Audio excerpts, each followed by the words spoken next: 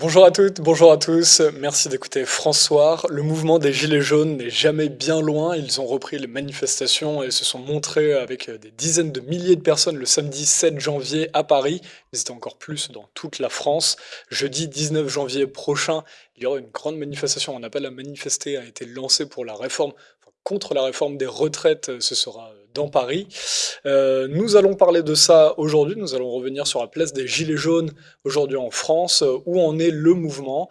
Nous sommes pour cela et comment est-ce que les Gilets jaunes commencent l'année 2023. Pour cela, nous avons deux interviews aujourd'hui. On va les faire coup sur coup. Je vais commencer la première avec notre premier invité et juste après, il y aura Mouton Jaune qui va nous rejoindre. Bonjour Fawzi Lelouch. Oui, bonjour. Merci d'avoir accepté cet entretien. Vous êtes gilet jaune historique. À côté de ça, vous êtes aussi directeur de structure dans à Sevran. Alors, directeur de structure socio-éducative. Socio-éducatif, culturel et sportif. Très bien. Quel est le constat? Quel est votre constat pour cette nouvelle année 2023 qui vient de commencer? Où en est la population? Où en sont les citoyens? On a les boulangers et les restaurateurs en général qui alertent sur la crise énergétique, qui ont eu des augmentations x8 de Oui. leur charge en gaz, en électricité. Que demandent les Gilets jaunes aujourd'hui? Sur quoi alertent les Gilets jaunes? Alors, c'est un cumul. C'est les conséquences de 4 ans de mobilisation où on a pu voir tous nos acquis sociaux se dégrader. On a pu voir, pour moi, une perte de crédibilité de ce pays, des gens qui y vivent, et une perte de moyens de pouvoir, et démocratiquement, pouvoir s'exprimer, et surtout de se faire entendre, et l'incapacité de pouvoir vivre dignement et décemment pour l'ensemble de la population tout entière. Donc nous, ce qu'on a essayé de faire valoir depuis 4 ans, c'est plus de justice sociale, justice économique, justice tout court, justice démocratique. Et il y a eu aussi toutes les manifestations concernant l'écologie et les problèmes d'environnement. Donc, à vrai dire, aujourd'hui, on a le sentiment que le citoyen n'est pas entendu, que les décisions qui sont prises ne sont pas du tout adaptées pour l'ensemble de ceux qui produisent, ceux qui travaillent, ceux qui ont des difficultés au quotidien, comme si que les gouvernants, ceux qui avaient le pouvoir, se battaient toujours pour en avoir plus, étaient à l'abri, eux, justement, de toutes les difficultés du quotidien des Français, de ceux qui vivent là, et de se dire à un moment donné, aujourd'hui, on peut faire que le constat d'un échec. Je pense qu'il y a un rouleau compresseur. Emmanuel Macron, depuis 6 ans, il déshumanise totalement notre pays au profit des titres, du pouvoir et de l'argent. Et donc, quand un pays est géré que par l'argent et on en oublie le facteur humain, on le sacrifie. Je pense que c'est une faute grave. C'est, il me semble, à mon sens, une trahison de ceux qui sont censés nous représenter euh, pour protéger les personnes et les biens. Je pense que c'est une trahison. Pour moi, on n'est plus dans un pays moderne, on n'est plus dans un État moderne, on est dans un pays qui régresse complètement.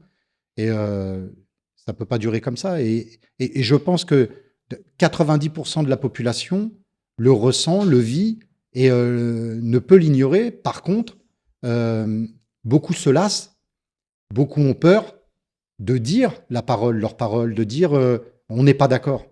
Parce que on voit que les voies démocratiques n'apportent plus rien. Ils finissent souvent, malgré qu'il peut y avoir des échanges dans les institutions comme l'Assemblée nationale ou le Sénat, ça finit par des 49-3. Donc je ne vois pas où elle est la démocratie à ce moment-là. Et on voit quelqu'un comme Emmanuel Macron qui se sert de la division pour nous faire croire qu'il a été élu légitimement par une minorité de la population, simplement en divisant les personnes. Et beaucoup de gens, je sais, ont voté pour Macron pour éviter de faire valoir au deuxième tour le Front National. Donc, il faut comprendre que si on reste à regarder les différences que l'on a dans ce pays, on n'avancera jamais.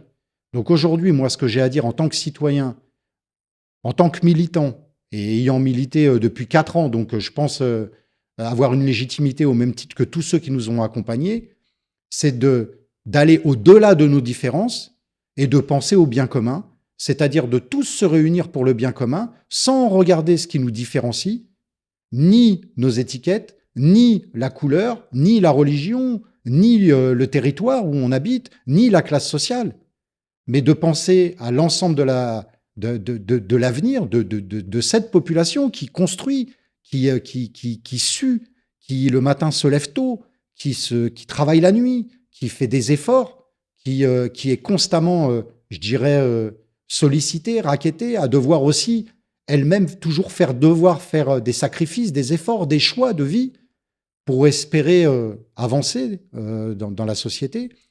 On peut voir aussi que personne parle des chômeurs, mais à tout moment, n'importe qui aujourd'hui est susceptible de se retrouver au chômage. Il est rare de trouver des gens qui font une carrière d'une vie entière.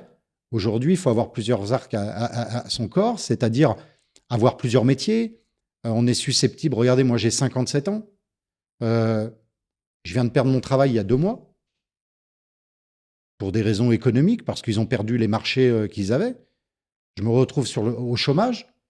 Je vais être peut-être obligé, par contrainte, de devoir accepter, sous prétexte qu'il y a des postes vacants dans des domaines professionnels qui ne sont pas les miens, alors que j'ai des formations professionnelles autour, j'ai plusieurs métiers, d'être obligé de l'accepter au risque sinon de voir mes indemnités, par exemple, qui ne sont pas énormes, hein, moins de 800 € en ayant travaillé et relancé mes droits pendant près d'1 an et demi, de le réduire à 40% de mes revenus sous prétexte que je ne rentrerai pas dans l'acceptation d'un poste ou de quelque chose. Donc, il y a énormément de sujets de société à débattre, autres aussi, en plus que les retraites, qu'ils ne vont pas. C'est-à-dire que La manifestation qui est juste sur les retraites, vous dites le problème aujourd'hui est beaucoup plus large, il ne faut pas manifester que là-dessus. Exactement. Ok, il faut voir qu'on a démarré l'année avec une mobilisation, un appel d'une mobilisation, je dirais des gilets jaunes, mais avant tout des citoyens. On enlève le côté gilet jaune, parce que le gilet jaune, il est crédible aujourd'hui. Il n'y a pas quelqu'un qui ne fait pas un débat sur un plateau, une conférence, sans parler des gilets jaunes. Personne ne peut douter de notre sincérité dans ce qu'on défend. Pourquoi ?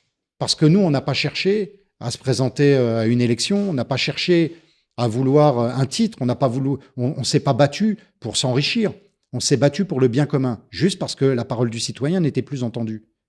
Mais il faut savoir que derrière, l'appel de cette année, pour le début de l'année 2023, elle a été faite par des citoyens. Avant des syndicats, avant des politiques. Et ça, c'est à noter, parce que c'est important. Que maintenant, ça n'a pas pris comme il y a 4 ans, ce qui est évident. On a un historique, une répression inégalée, la peur et le désarroi avec les obligations de notre quotidien, où les gens sont lassés, sont fatigués, n'y croient plus forcément. Les gens sont fatigués de venir en manifestation. Sont fatigués même de cette politique, de ne pas être entendus, de ne pas être concertés, qu'il n'y ait pas de changement, qu'il n'y ait pas d'amélioration. Ce qui nous a fait sortir il y a 4 ans dans la rue, c'était une défiance des corps intermédiaires, dont les syndicats. Aujourd'hui, nous, simples gilets jaunes, on n'est plus en capacité aujourd'hui de pouvoir mobiliser aussi nombreux qu'on l'a été il y a 4 ans. Parce qu'il y a toute cette répression et c'est historique. Les gens ont une vie, ont des familles, ont été blessés, ont été condamnés. Il faut comprendre ça. Donc aujourd'hui, c'est mieux. Est-ce que vous voyez un futur ou même un présent meilleur avec la nouvelle préfecture, la nouvelle direction de la préfecture ? Non, c'est la continuité de ce que Delpech et Didier Lallemand faisaient. Nunez, il a toujours été Didier Lallemand qui était préfet de police de Paris. Ils étaient préfets tous les deux. Et Nunez, maintenant, il est préfet. Sauf qu'il était toujours dans les pattes de Castaner. Donc, il n'y a rien qu'à changer. Ils emploient les mêmes méthodes. Il y a juste qu'à voir la manifestation du 7, l'encadrement qu'il y avait. On aurait cru une manifestation de prisonniers. Les forces de l'ordre nous traitent comme du bétail. Ils nous encadrent à droite, à gauche. C'est une nasse mobile. Vous ne pouvez pas aller sur un trottoir. Vous ne pouvez pas sortir sans demander la permission. Ils vous disent non, ils vous repoussent. Descendez des trottoirs, restez sur la route. Vous demandez, vous dites là que on en parlait aussi C'est une avant atteinte aux cette émission. libertés. Vous demandiez pacifiquement et gentiment, on pourrait dire, pouvoir marcher ou déclarer une manifestation à cet endroit-là, et à chaque fois vous sentez une hostilité de la part de la police. Exactement. L'hostilité, elle est facile à voir, hein. Il y a juste qu'à regarder les différentes appels à manifester de tous les autres collectifs, ou que ça soit syndicaliste ou quoi, l'encadrement, il n'est pas le même. Aujourd'hui, il mobilise des forces de l'ordre. Ça paraît c'est surnaturel, le nombre de forces de l'ordre qu'il y a sur nos manifestations. Rien que ça, c'est de la répression, c'est de la dissuasion. Rien que ça, comment les gens, le simple citoyen, va avoir envie de se retrouver dans ce cercle qu'à tout moment, tout peut basculer ou il peut être blessé tout en n'étant rien fait. Pourquoi? Parce que du coup, quand vous êtes quelque part un peu prisonnier tout en étant à l'extérieur pour manifester, vous êtes confiné dans un espace où il peut tout vous arriver. Est-ce que même si on veut venir pacifiquement sur une manifestation, certains ont peur de venir vous rejoindre dans ces mouvements? Exactement. Ils ont peur. Ils ont peur de nous rejoindre. Alors, il y a aussi tout ce qu'il y a eu comme historique. Je rappelle les nombreux éborgnés. Il y a eu des mains arrachées. Il y a eu l'utilisation d'armes dites non létales, mais qui sont des armes de guerre, avec des grenades de désencerclement. Vous m'avez dit, vous avez vu, avant cet entretien, là, on parlait, vous m'avez dit, vous avez vu des blessures de guerre. Bien sûr que j'ai vu des... Vous savez, quand vous avez des jambes remplies d'éclats de grenades, moi je suis désolé, mais on voit ça qu'à la guerre. Quand on reçoit une grenade, faut pas penser, il y a du TNT dans les grenades. Alors ils en ont interdit une et remplacée par une autre. Bah, l'efficacité est identique. Les blessures sont identiques. Les risques d'un handicap à vie sont identiques. Et aujourd'hui, je ne connais pas un seul mutilé ou une seule personne qui a été handicapée par des blessures pendant les mobilisations Gilets jaunes qui a obtenu gain de cause et satisfaction et qui a été dédommagé. Il faut voir avec toutes les complications dans sa vie personnelle que ça a pu engendrer, socialement. Beaucoup ont perdu évidemment leur travail, leur capacité à pouvoir en trouver un autre différent parce qu'ils avaient été formés dans un métier, des facultés, des douleurs, des contraintes, des opérations, des maux de tête. Mais il n'y a pas que au niveau du visage, au niveau du corps entier. Plus l'usage de matraques qui, à chaque fois, font des blessures avec des points de suture. Et je ne parle pas des gaz où on a encore aujourd'hui aucune étude des conséquences, des répercussions il pourrait y avoir sur les personnes. Donc, évidemment, on en a fait largement écho, et évidemment que ça reste aussi dans les esprits. Mais je pense que ce gouvernement, Emmanuel Macron et la préfecture, a fait attention de ne pas tuer directement des manifestants pour les marquer au fer rouge, justement, pour leur dire, voilà, ok, vous nous contestez, vous venez dans la rue, voilà ce qui va vous arriver. Regardez, passez le message. Le message, il est bien passé. Il faut rappeler que Didier Lallemand, du coup, donc ex-préfet de police de Paris, avait été poursuivi dans deux affaires judiciaires, deux plaintes pour ses techniques de maintien de l'ordre de NAS. Oui. Vous pouvez rappeler ce que c'est pour ceux qui sont peu habitués aux manifestations, ce qu'est une NAS et ce que vous avez vécu dans ces événements? Par exemple, une NAS, c'est un encadrement de policiers sans issue de secours, sans issue de sortie du tout. C'est-à-dire que vous êtes encerclé, vous n'avez aucune voie d'issue. Si vous voulez quitter le lieu de la manifestation, on vous y interdit. Et on vous laisse là, à la merci d'événements qui peuvent survenir, qui peuvent être très graves. Par exemple, suffit qu'une personne décide d'insulter un policier ou de jeter un objet ou n'importe lequel, eh ben, tout le monde est confronté à la même chose, c'est-à-dire tout le monde est dans un espace fermé sur lequel ils envoient des projectiles, du gaz, des grenades. Il peut y avoir des tirs de LBD qui blessent à l'aveugle, qui blessent tout le monde, n'importe qui, à n'importe quel moment. Tous les gens qui sont là sont confrontés à ça. et vous n'avez aucun moyen de pouvoir vous en échapper. Donc, il faut savoir que sous les gaz, vous ne pouvez plus respirer. Donc, il y a déjà ces premiers effets qui sont là, parce que pour réprimer une petite partie, ils tapent à l'aveugle et c'est tout le monde qui prend. Donc quel est l'objectif pour, si on se place du point de vue de la police, c'est de vouloir, retrouver de l'ordre parce que la manifestation commence à se Ça crée disperser? plutôt du désordre, hein. Oui, mais quel est l'objectif de la police dans cette Bah, la police, c'est officiellement? d'éviter qu'il y ait des gens qui sortent et qui commettent peut-être des exactions à l'extérieur d'un D'accord, périmètre qui n'est pas contrôlé. d'accord. Mais il y a tous les gens aussi qui veulent pas commettre d'exactions, Oui, oui, oui. qui sont là juste pour manifester pacifiquement, qui se retrouvent euh, dans une nasse, comme dans un filet de pêche où vous pouvez plus en sortir. C'était ce qu'expliquaient, les gilets jaunes en septembre 2021 quand ils avaient été nassés, là, à République où Exactement. ça avait été très violent. On parle de poussettes, de dames également de 57 ans ou 60 ans, qui, se retrouvaient, Des gens sous les gaz. innocents qui sont là, qui sont présents, qui prennent autant de coups que tout le monde.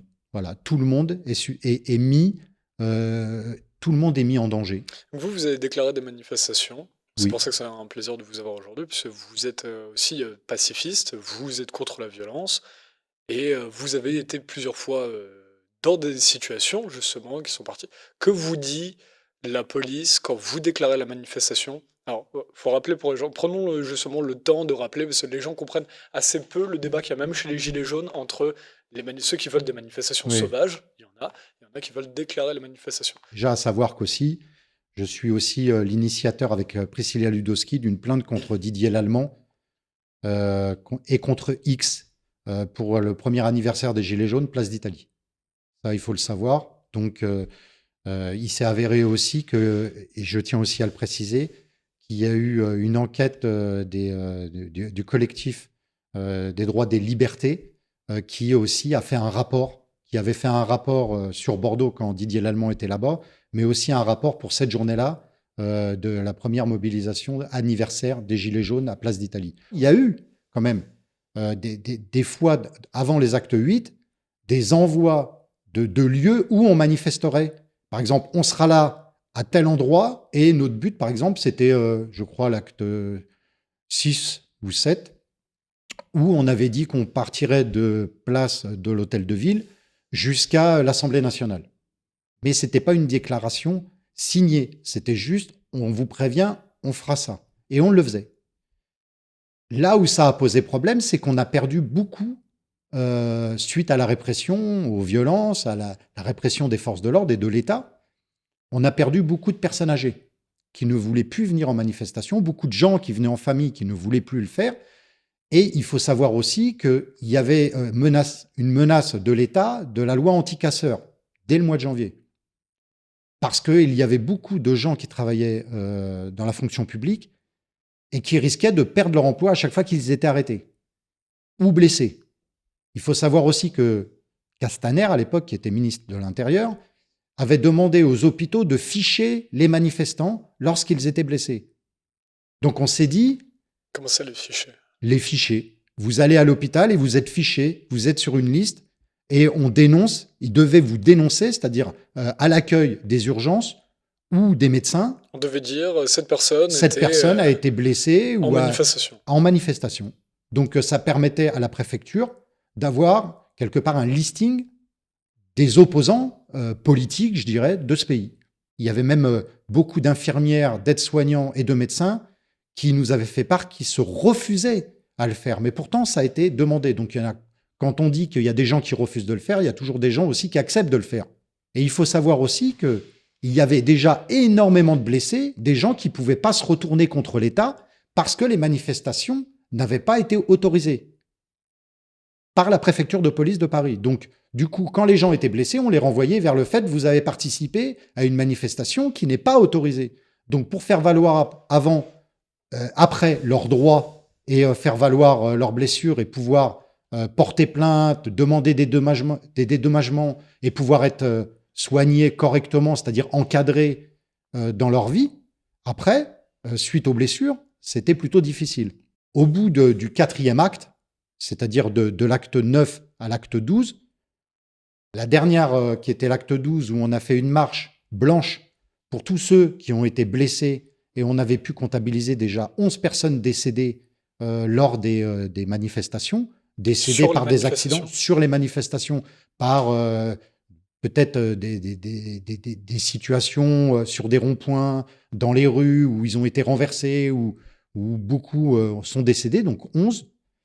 Euh, on s'est dit, vu la répression qu'il y a quand même et les NAS à l'arrivée de chaque manifestation, on ne pouvait pas continuer à déclarer ces manifestations dans la mesure où le gouvernement n'allait pas changer les méthodes de maintien de l'ordre. Et on avait fait des communiqués de presse, on avait fait des conférences de presse pour expliquer, et moi je me rappelle, j'ai fait tous les plateaux télé, pas la peine de les citer, mais les médias mainstream, Vous a beaucoup vu, ouais. donc où j'ai expliqué qu'à partir de l'acte 12, on se refusait, nous, de redéclarer les manifestations juste pour s'opposer aux conséquences du maintien de l'ordre, où on s'est aperçu que de déclarer n'amenait pas moins de blessés. Le seul gain qu'il pouvait y avoir, c'était que si une personne était blessée, elle pouvait se retourner contre le gouvernement et faire valoir ses droits. C'est le seul bénéfice qu'on en a tiré.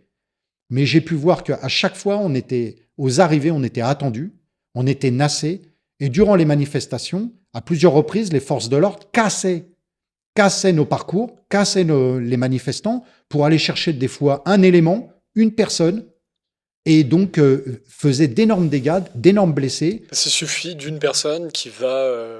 Il suffit d'un prétexte. Puis des fois, ils en créent des prétextes.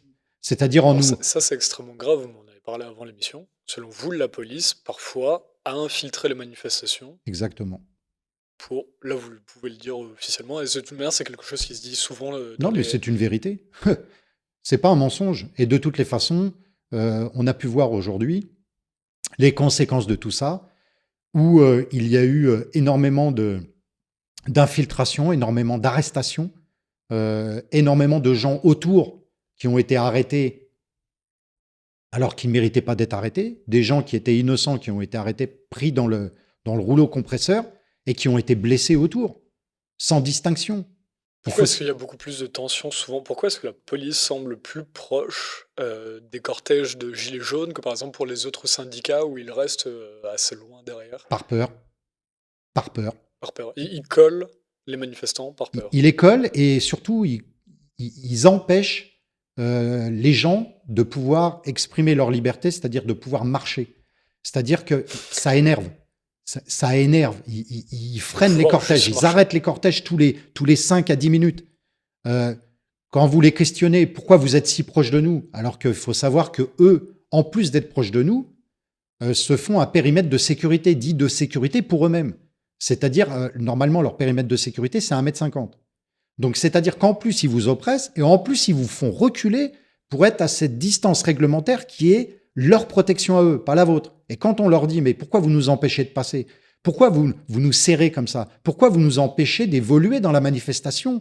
C'est un petit peu comme si, je faisais pression sur vos artères et puis que le sang circulerait pas. Je pense qu'à un moment donné, vous allez ressentir l'énervement, la douleur, le stress. C'est exactement ce qui se passe. Ils vous empêchent de pouvoir manifester dans de bonnes conditions. Est-ce que vous avez fait remonter... Et eux, ils vous disent que c'est pour votre protection et pour assurer notre droit à la démocratie, à pouvoir nous exprimer librement. Non, je suis désolé. Ça, c'est nous opprimer, c'est nous oppresser. Ça, c'est créer un climat qui est conflictuel, Délétère, ouais. qui est délectaire, qui peut amener à un débordement, à un énervement, et qui va engendrer derrière un prétexte pour les forces de l'ordre de user de violence, de nous réprimer, et donc d'avoir des conséquences. Les conséquences, elles sont simples. Des mots plus haut que l'autre, des gens qui s'énervent, arrestation, des coups, pour moi, c'est une atteinte à notre liberté d'expression, de circuler librement. C'est une atteinte à quelque chose de fondamental qui est la liberté d'expression, qui fait partie de notre Constitution et qui, pour moi, est bafouée sous prétexte qu'on fait peur au gouvernement. C'est vrai qu'on leur fait peur. Mais pourquoi? Parce que ce qu'on défend et ce qu'on dit est légitime et crédible. C'est pour ça qu'aujourd'hui, dans tous les revendications syndicales, les seuls qui ont obtenu des avancées, c'est la police. Personne d'autre. Pourquoi? Parce qu'il faut la soigner, parce qu'ils ont besoin d'eux.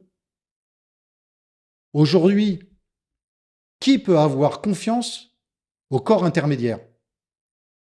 Les manifestations qui arrivent là sont peut-être la possibilité pour les syndicats de reprendre la main et de justifier leur absence des 4 ans où ils nous ont pas suivis, nous les citoyens. Ils se battent pour des corporations, ils se battent pour que les travailleurs, mais on est tous des travailleurs, mais on n'est pas tous représentés par les syndicats. Au lieu de se battre pour le bien commun, moi je suis désolé, mais ça va au-delà du travail. L'économie, les hausses des prix, les prix du carburant. Aujourd'hui, il y a des problèmes énergétiques où demain, il faut savoir qu'on est dépendant des énergies. Il n'y a plus rien qui fonctionne. L'éclairage, la nourriture pour se chauffer, pour manger, pour réchauffer, pour cuisiner, pour circuler. Tout est électrique. C'est bien beau d'avoir poussé les gens à aller à l'électricité. Mais si demain, à coup de bonbon, l'électricité elle va augmenter, il ne faut pas penser qu'elle ne va pas atteindre des sommets comme le gasoil il est en train d'atteindre. Donc à un moment donné, il y a beaucoup de choses. Pourquoi pas profiter de ce moment-là où le pays va être bloqué parce qu'ils ont cette capacité, parce qu'ils interagissent dans les entreprises et dans la rue pour essayer en même temps de mobiliser pas que des gens qui font partie des services publics, qui sont encadrés ou qui ont la possibilité d'être assistés par des syndicats, mais que le privé puisse aussi venir dans la rue, participer. On nous demande à nous tout le temps de faire plus d'efforts, on nous demande à nous de toujours faire des sacrifices, on nous demande à nous de nous serrer la ceinture, mais on nous demande toujours à nous de payer. Alors que les gens qui prennent des décisions, qui sont au gouvernement, je ne les vois pas dépenser de l'argent de ce qu'ils gagnent. Leur vie, elle est rose à eux. Leur seul souci qu'ils ont, c'est des enjeux de pouvoir ou de décisions qu'ils ont prises ou de personnes. Mais ils n'ont pas la même vie que nous. Je suis désolé, mais ils ont accès à tout. On peut le voir, par exemple, quand on nous demande à nous de faire un sacrifice, et puis tu as le président de la République qui prend un avion, juste pour aller à un match de foot. Il ne peut pas faire comme nous, s'entourer de gens et de le regarder à la télévision. Elle n'est pas pour tout le monde, la télévision. Ben non. Alors à nous, on nous demande, parce qu'on ne peut pas, parce qu'on est serré dans nos mois, on nous demande à nous de faire des sacrifices. Et eux, ils n'en font pas. Et ils dépensent l'argent des autres. C'est-à-dire, c'est facile d'être généreux avec l'argent des autres, mais ils sont généreux que pour eux. Et nous, on doit toujours faire des sacrifices. Donc, je pense que les syndicats auraient dû appeler à toutes ces revendications, et pas qu'une seule et unique. Qu'on règle le problème une fois pour toutes. Parce que on sait très bien que ceux qui vont s'asseoir à la table des négociations, c'est eux. Et aujourd'hui, les gens les regardent. Ils n'ont pas intérêt à décevoir. Ils n'ont pas intérêt à accepter des petites choses. Ils n'ont pas intérêt à faire des compromis avec les revendications. Les gens ne leur pardonneraient pas. Parce que je peux vous dire qu'aujourd'hui, la dernière crédibilité qu'ils ont, les syndicats, aujourd'hui, c'est ces manifestations qui vont arriver. Et l'enjeu, il est plus important que ce qu'on peut le penser. Ce n'est pas que l'affaire de la continuité de l'existence des syndicats. C'est aussi un modèle de société, un modèle humain. Parce qu'on s'aperçoit que l'humain, il est passé après les intérêts financiers. Donc vous êtes contre ce gouvernement, vous dites que le système est obsolète. Qu'est-ce que vous espérez pour demain alors? Demain, les choses peuvent changer qu'à travers les citoyens. Si la mobilisation, si les choses peuvent changer, elle se fera que par des citoyens. Pourquoi? D'une, ils sont crédibles. Parce que leur intérêt, il est commun. Ils vont pas se battre pour avoir plus de popularité, plus d'argent. On vit déjà dans une société comme celle-là. Mais ils se battront parce qu'ils sont en attente, et ils ont le droit d'être en attente, parce qu'ils sont censés avoir élu des gens qui sont censés leur répondre, ce qui n'est plus le cas. Ils n'y croient plus du tout en la politique. Et c'est désastreux. Ça prouve que notre société, elle est malade et qu'elle va pas bien. Et les décisions qui sont prises n'apportent jamais de réponse aux citoyens, ne les soulagent jamais dans un pays moderne. Ce qui nous a fait sortir il y a 4 ans dehors, c'est ça. C'est parce qu'on n'était plus représentés, on a dit on va faire les choses par nous-mêmes, on va les changer par nous-mêmes. Je crois que 80% de la population était d'accord avec nous. Après, c'est facile de diviser. C'est pas dur de diviser. On crée une ou deux polémiques, on crée un ou deux conflits, on les fait passer pour ce qu'ils sont pas. Moi, faut voir, j'ai été traité de tout. J'ai été mis dans tellement de cases. J'ai aucune case. Je suis un simple citoyen. Je suis encarqué de nulle part. Un coup, on me dit je suis de gauche. Un coup, on me dit je suis d'autre chose. Un coup, nos différences, on s'en fout. Ce qui est important, c'est qu'est-ce que je peux apporter et qu'est-ce que je fais dans mon quotidien. Donc ça, c'est les étiquettes que vont donner les médias de masse que vous critiquez? Pas que ça. Pas que ça. Soufflé à l'oreille par les gouvernants. Combien de fois on a entendu des hommes qui étaient en place, des politiques, qui nous ont critiqués, ils nous ont traités de tout. Ils nous ont fait passer pour des gens pas bien, pour des gens qui voulaient ne pas accepter les décisions démocratiques de ce pays. Mais non, on est en droit d'attendre autre chose de vous. C'est bien pour le bien commun. C'est bien qu'on ne fait pas que râler, on propose. Oui, effectivement, on n'a pas la main sur les leviers. C'est pour ça qu'aujourd'hui, la seule façon d'avoir la main et de faire plier ceux qui ont la main sur les leviers, c'est de dire non par les citoyens, ensemble. Et de ne pas regarder nos différences. De regarder ce à quoi on peut arriver. Ce qui va nous permettre demain d'avoir des avancées sur notre quotidien, sur notre vie, pour notre avenir et ceux que l'on aime, nos enfants. Quand on a demandé une TVA pour les produits de première nécessité il y a 4 ans, sur l'alimentaire, sur les énergies, sur les soins, et de bloquer les prix derrière, vous croyez que c'est pour rien qu'on l'a fait? Parce qu'il est immoral aujourd'hui que dans des produits de première nécessité, l'État taxe dessus. Et je vous dis pas, demain, la bataille, ça va être la bataille de l'eau. On voit les énergies qui nous permettent à circuler, à pouvoir amener les marchandises ou les personnes. Demain, ça sera l'eau. Et on a pu déjà avoir des effets. Cet été, quand il y a eu des sécheresses, l'eau va devenir hors de prix. Donc, est-ce que l'avenir, c'est justement seulement les retraites? Non, c'est pas que les retraites. C'est cette dépendance, ce fonctionnement, ce système, cette démocratie qui est mise à mal. Il faut tout revoir et tout changer. Et il faut le faire avec des hommes, avec des gens qui sont sincères, qui sont dignes de pouvoir le porter. Et on a des commerces, comme des PMI, des PME, qui sont là, qui sont du service public, parce qu'un boulanger, par exemple, c'est du service public, qui se retrouve avec une facture de 1 000 euros, il se retrouve avec une facture de 12 000 euros. Et on a un ministre de l'économie qui frappe des mains, qui nous fait grand sourire, qu'il a réussi à une grande victoire de négocier le plafond à 280 euros le kilowattheure, ce qui fait une augmentation de 550%. Mais c'est quoi une avancée sociale là? C'est quoi, vous vous satisfaisez qu'il y ait une augmentation de 550% en nous faisant croire qu'elle aurait pu être pire? Donc on doit se contenter des miettes du reste. Mais on ne peut pas l'accepter. Mais quel avenir on a? C'est la base de la nourriture, c'est le pain. Moi, je m'asseyais pas à table sans avoir du pain. Mon grand-père, il n'aurait jamais accepté. Il m'aurait dit, arrête de te goinfrer, mange du pain et tu vas voir que tu mangeras moins. Parce qu'ils ont connu les difficultés, ils ont connu la guerre. Ils savent que les denrées minimum, tu mets un petit bout de pain, un petit truc dedans, ça y est, t'as à manger. Je dis pas qu'il faut se contenter de ça, mais c'est le minimum pour des gens qui n'ont pas d'argent. Regardez tous ces SDF qui sont dehors. Pensez qu'ils vont au restaurant tous les jours, qu'ils mangent à leur faim tous les jours. On doit courber les chines, on doit rien dire. Ben non.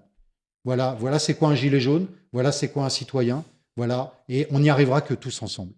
Donc aujourd'hui, on va suivre les syndicats du 19 au 24 pour voir comment ils vont se comporter, pour voir comment ils vont négocier, pour voir les avancées qu'il va y avoir, mais il n'y aura pas que des syndicalistes dedans. Alors qu'il y a des syndiqués qui nous ont rejoints, nous, en tant que manifestants, en tant que simples citoyens, tandis que leurs cadres n'ont jamais suivi. Aujourd'hui, ils ont fait un appel. Ok, ils ont fait un appel. On sera là. Parce qu'on a compris qu'il faut tous être ensemble et parce que sinon, on n'arrivera pas à changer, à faire plier ce gouvernement. Parce qu'au lieu de polémiquer et essayer de tirer profit sur nous, eh ben que nous, on récolte un petit peu le fruit de nos efforts. Voilà, et qu'on en vive décemment. C'est ce qu'on vous souhaite. Merci, Fawzi Lelouch, Je vous en prie. d'avoir pris le temps. C'était un entretien riche, mais C'est vrai qu'il y il a fallait beaucoup de prendre. sujets, mais Si on vaste. commence à lister les problèmes en France, ça peut être long que ça. Non, mais voilà d'où l'importance d'essayer de se mobiliser Mhm. toute la semaine pour essayer en même temps de faire valoir toutes ces revendications plutôt qu'une seule. Et je Et pense on qu'ils auraient suivra ça. plus à y gagner, ça concerne tout le monde. On suivra ça de très près. Merci encore On une sera là fois. en tout cas.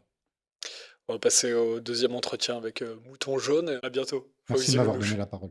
Plaisir. Dans ce deuxième entretien, nous sommes avec Mouton Jaune. Bonjour. Bonjour. Merci d'avoir accepté notre invitation. Vous êtes une gilet jaune historique. On vous connaît un petit peu moins. Pouvez-vous vous présenter? Comment est-ce que vous vous décririez? Et qu'est-ce qui vous a fait sortir dans la rue la première fois? Alors, j'ai commencé, avant le 17 novembre 2018 en rencontrant, une personne, au niveau d'un rond-point qui tractait, par rapport au carburant et puis aux retraites. Parce qu'au début, ben, ça avait commencé aussi avec les retraites et le carburant. C'est des problèmes qui sont toujours Et très... et donc on s'est garé sur le côté, puis on a discuté, on a écouté, on a compris, on a su, on a vu par rapport à l'augmentation, du carburant. Mes grands-parents, bah, surtout ma grand-mère qui est veuve, qui s'est retrouvée avec une baisse, à un moment donné, de sa retraite, alors qu'elle avait vraiment le minimum déjà. Et là je me suis dit: «Stop, stop». Mon mari et moi, on était intérimaires. Les seules vacances qu'on avait, c'était les week-ends, donc carburant. Parce qu'on ne pouvait pas partir à la semaine. Et là, que le carburant, il avait augmenté, bah, il y avait plus de week-end pour les enfants. Donc on travaillait déjà pour juste aller travailler en quelque sorte. On n'avait plus le plaisir des week-ends d'aller se promener, on n'était pas les seuls dans ce cas-là. Il y a eu aussi, bah, par rapport aux retraités, hein, j'ai eu beaucoup d'échos, hein, parce que, on est dans un petit village où que, bah, il y a beaucoup de personnes âgées et qui se plaignaient aussi. Et j'ai dit: «On ne peut pas laisser faire ça». Et donc on va mettre un gilet. Pour moi, le gilet, c'est pas être gilet jaune. Le gilet, c'est un gilet de détresse. Et j'ai porté mon gilet de détresse pendant plus de 4 ans là, et je continuerai à le porter tant qu'il n'y aura pas les causes de chacun qui sont dans la misère. Comme monsieur Macron avait dit: «Les SDF, il y en aurait plus», bah, il y en a encore plus. Donc il n'a pas tenu sa parole sur le mandat, déjà une. Et donc il y a la colère qui monte, qui monte. Au niveau des études, c'est pareil, hein, les étudiants, ils en peuvent plus, ils sont pris à la gorge. C'est devenu, invivable pour eux parce que même pour avoir internet, bah, il faut qu'ils prennent un abonnement et puis les moyens, ils les ont pas les parents des fois. Et là, on se retrouve, ben, avec, ce qui s'est passé avec le covid, et ben, que je me suis retrouvée avec, que mon mari qui travaillait, à recueillir ma grand-mère de 97 ans chez nous parce que, bah, elle avait plus la mobilité comme elle voulait et elle n'avait pas les finances pour pouvoir être aidée chez elle et sa maison n'était pas adaptée au fauteuil roulant, tout simplement. Donc moi, je me suis retrouvé, ben, bah, à faire un peu d'intérim la nuit, tout et tout, malgré que j'ai eu 7 enfants, que j'ai travaillé toujours de nuit en élevant mes enfants, sans prendre de nourrice, sans rien pour pouvoir s'en sortir. Bah, quand on a vu que tout augmentait, tout et tout, et qu'il nous restait plus que 3 enfants à la maison et une grand-mère, et qu'on n'y arrivait pas, mais j'ai dit: «Non, c'est pas possible, on peut pas lâcher». C'est sûr qu'il y a des moments où on a eu les bras qui ont baissé, hein, et beaucoup d'entre nous, par rapport, ben, aux violences policières, hein, à l'acharnement, on va dire, hein. Dès qu'on arrivait au péage, c'était contrôle d'identité. On arrivait, au périphérique à Paris, c'était, garez-vous sur le côté, fouille du véhicule, des sacs, alors qu'on n'avait rien de compromettant. On nous mettait dans le lot de casseurs, de violents, de malfrats, «d'alcooliques» entre guillemets, alors qu'on ne boit pas d'alcool, en manif et cetera. On projetait sur vous des images préconçues très rapidement. On avait l'impression que la plupart, des gendarmes ou des policiers nous voyaient, de cette image-là, de la façon qu'ils se comportaient avec nous. Il y a que peut-être dans certaines petites régions, petites villes où encore, ça peut aller, que c'est gérable. Pourquoi? Parce qu'il y a moins de monde à gérer et donc ça passe beaucoup mieux, pour, encadrer et puis voir quand quelqu'un va faire une déviance, hein, ou quand est-ce qu'il va être provoqué par un gendarme qui va, perdre son sang-froid parce que, bah, le cumul de sa misère, s'il est dans la rue, c'est pas pour rien, c'est qu'il en peut plus. Donc c'est soit il va se rebeller, qui va craquer parce qu'on va le pousser à bout à craquer, soit, bah, on va retrouver des personnes en train de se suicider, tout simplement. Suicider, oui. Abandonner ses enfants, les placer et se retrouver SDF tellement que la société n'est plus adaptée au mode de vie qu'on a actuellement. Fawzi Lelouch parlait tout à l'heure dans le premier entretien de conditions de vie indécentes. C'est ça que vous voyez dans Énormément. Bah, ce week-end, dans les manifestations des on s'est Gilets? réunis avec, la pièce de théâtre qu'on a enfin les acteurs, toute la troupe de théâtre, on s'est réunis et bah, on s'est retrouvé avec une mamie de 76 ans qui fait partie aussi un peu de la troupe. Ah, cette mamie-là, Parce que du coup, vous 76 ans, êtes elle fait les artiste. poubelles. Oui, oui, oui, artiste maintenant puisque j'ai monté sur les planches. Exactement, oui, oui, en tant que Marianne. Ça me tient à cœur. Parce que la Marianne, pour moi, est représentatif, de la fraternité, de l'égalité et de la liberté. Il y a 2 ans de ça, on avait fait une manifestation à Paris, avec les Mariannes et donc j'étais, aussi dessus pour présenter en même temps le costume de la pièce de théâtre, parce que j'estimais que c'était les gilets jaunes qui devaient le voir en premier, parce que tout le monde ne pourrait pas voir la pièce et que c'est un symbole qui leur appartient, autant que la bourgeoisie, hein. Et de là, on avait fêté en quelque sorte la fraternité qui était revenue. Depuis 2018, on a une fraternité qui est revenue entre nous et on a une chaîne aussi, humaine entre nous. Pourquoi? Parce que les smicards, on dépasse de 50 €, on n'a pas le droit à la CMU, on n'a pas le droit à d'aide, on n'a pas le droit à l'allocation logement et on se retrouve en train de galérer et en train de priver nos enfants. On nous dit qu'il y a pas d'argent, mais les solutions sont simples.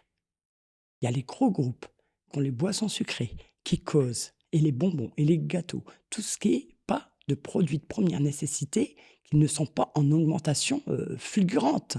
Et on a des cas, on va comparer le chiffre du Covid par rapport aux morts cardiovasculaires. Les morts cardiovasculaires dépassent les décès du Covid. Qu'est-ce qu'ils attendent pour prendre des mesures adéquates? Ils veulent de l'argent, bah, qu'ils la prennent dans les produits qui ne sont pas nécessaires, l'alcool, la cigarette, les sucreries, et qu'on nous laisse le lait, le pain et la viande qu'on puisse manger et aller travailler en pleine forme.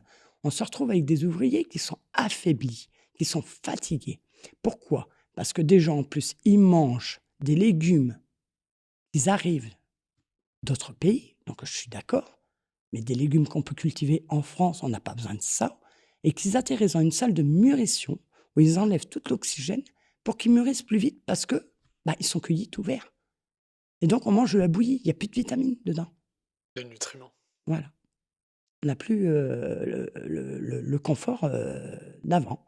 Donc moi j'en suis arrivé à un point où que je me suis retrouvé sans emploi en quelque sorte, hein, malgré mes bagages, hein. Je suis cariste, hein, j'ai 5 CACES, hein, j'ai la IPR, je pourrais retravailler.